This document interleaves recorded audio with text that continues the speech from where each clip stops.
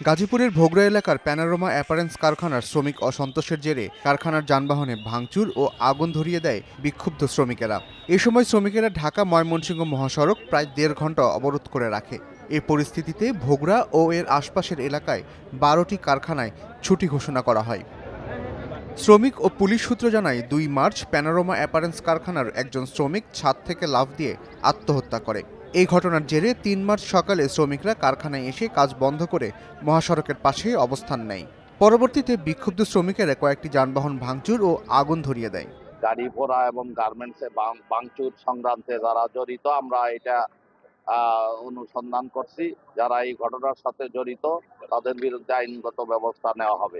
খবর পেয়ে শিল্প পুলিশ ঘটনাস্থলে গিয়ে পরিস্থিতি নিয়ন্ত্রণে আনে। ঢাকা ময়মনসিংহ মহাসড়কে যান চলাচল স্বাভাবিক করে।